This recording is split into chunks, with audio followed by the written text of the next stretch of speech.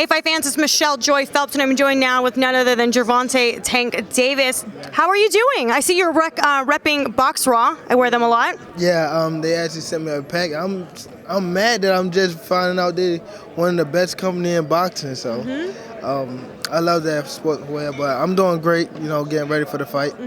Okay, before we get on to you, I want to talk about, obviously, this weekend we got Manny Pacquiao, the legend that is Manny Pacquiao, versus your homie, Adrian Broner.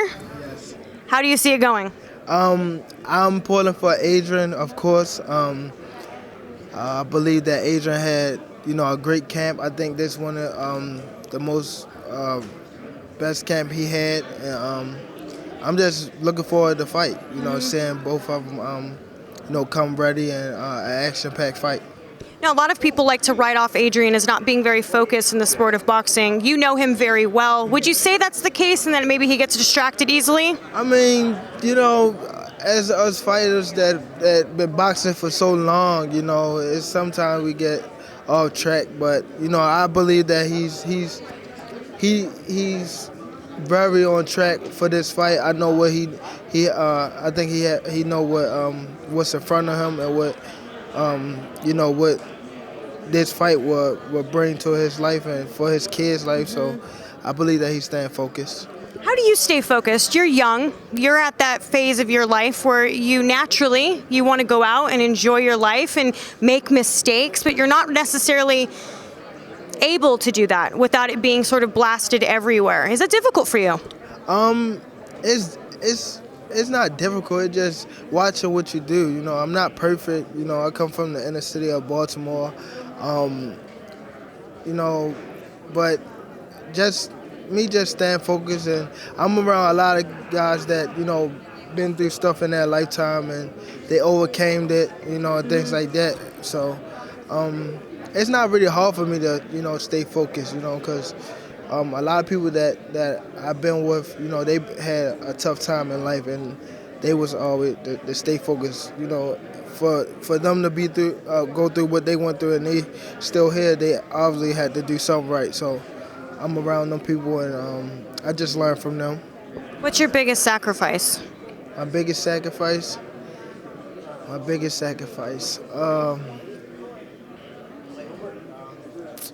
Could be food. It could be activity. Is there anything? Some people are like, cookies. Cookies is my biggest sacrifice. I want to say just biggest sacrifice. I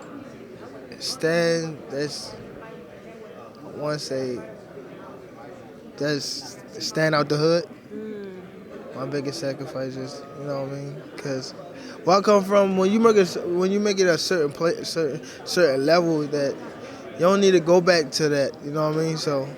But I could still imagine it being difficult because when it's something you're used to, right, and you have family and friends and you want to go back there, do you find it a bit hard to sort of refrain from maybe resorting back to ways that maybe you were used to doing before?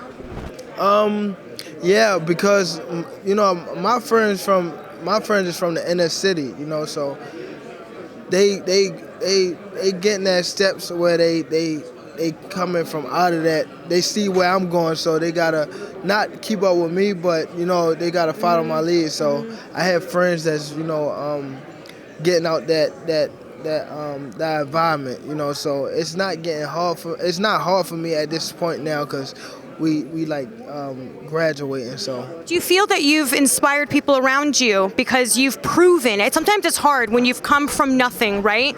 A lot of times people don't believe that it's possible to get beyond what your environment is, and that you've proven that you can do that. Do you find that you've inspired people around you? I believe I inspire people around me, not just people around me, but in my whole city. Yeah. I believe that and I'm younger than most guys that already made it to a top level. Either it was football, basketball, anything like that, and I'm like reachable to the people in the city, so they see me actually like walk up a block and things like that and witness, then my life turned just like that. So it must feel good though. Yeah, it felt great, and also I could be able to come back. That's why I get so much respect in my city, where so I can come back and I could act like a regular person because they respect my grind.